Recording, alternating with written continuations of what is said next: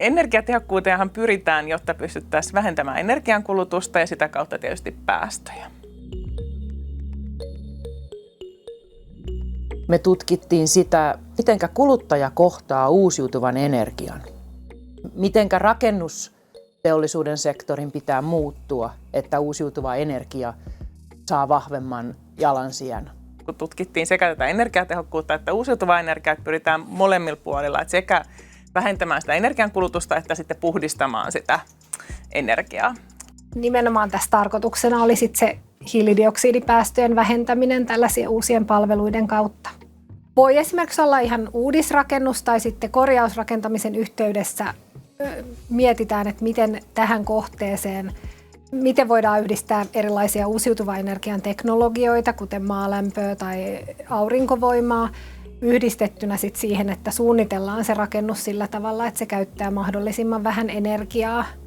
Ja erityisesti me kohdistettiin VTT:llä sitä meidän tutkimusta omakotirakentajiin, kuluttajiin, mitenkä he sitten käsittelee tämän energiakysymyksen. Ja sitten minkälainen ekosysteemi siinä sen uusiutuvan energian parissa kuluttajan näkökulmasta on. Minkälaisia mahdollisuuksia kuluttajilla on saada tietoa ja minkälaisia ratkaisuja niillä on mahdollista valita.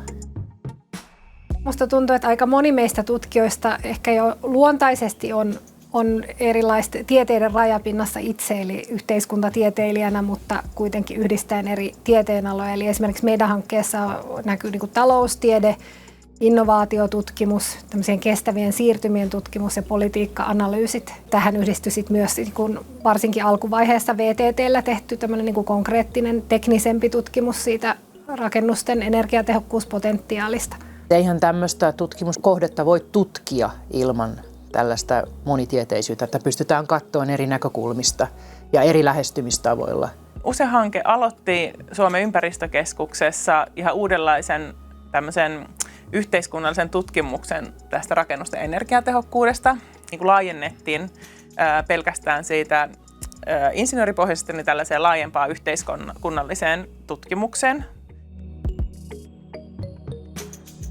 No, tässä USE-hankkeessa mietittiin tätä vaikuttavuutta tosi systemaattisesti heti siitä hankkeen alusta lähtien. Ja ollaan kirjoitettu erilaisia politiikkapapereita, missä tuotu näitä tutkimustuloksia julki. Ja niistä kaikista vaikuttavin ja laaja-alaisin oli tämä hallitusneuvottelu, eli Rinteen hallitusneuvotteluihin vaikuttaminen. Meitä oli isompi joukko tutkijoita, joka sitten kehitti tämmöisen niin kuin ehdotuksen, että minkälaisia politiikkamuutoksia tarvitaan, että saadaan tätä rakennusten energiatehokkuutta edistettyä. Ja näitä tämän paperin ehdotuksia otettiin useita mukaan siihen hallitusohjelmaan, kuten näiden laaja-alaisten energiaremonttien tukeminen. Suomen Akatemian rahoitus oli kyllä siinä mielessä tosi merkityksellistä tälle hankkeelle, että se on niin kuin joustavaa. Eli meillä toki on ollut hankesuunnitelma, mutta akatemian rahoitus mahdollistaa sen, että kun alustavia tai ensimmäisiä tutkimustuloksia tulee, jos niistä löytyy jotain kiinnostavaa, niin sitä hanketta voi muokata ja ohjata vähän uuteen suuntaan. Me ei jääty niin kuin jälkeen siitä todellisuudesta siinä tutkimuksessa, vaan oltiin koko ajan hermoilla. Akatemian hankkeet konkretisoi sen niin sanotun akateemisen vapauden. Eli että sä saat vapauden tehdä tutkimusta luovasti, jolloin se sitten mahdollistaa parhaassa tapauksessa hienot lopputulokset. Tämän meidän hankkeen ajatuksista ammentaen on syntynyt monta uutta hanketta. Myös ympäristöministeriö on rahoittanut meille useita tällaisia suoraan politiikan valmisteluun ja arviointiin liittyviä hankkeita. Suomen ympäristökeskuksessa ja ehkä itsekin tutkijana pyrin, että sitä tutkimusta ei tehdä pelkästään siitä kiinnostuksesta siihen aiheeseen, vaan että voidaan vähitellen muuttaa sitä maailmaa semmoiseen vähähiilisempään suuntaan. Ja oikeastaan tutkimusta tehdään ihmisille ihmisiä varten, että saadaan ihmisten elämää paremmaksi.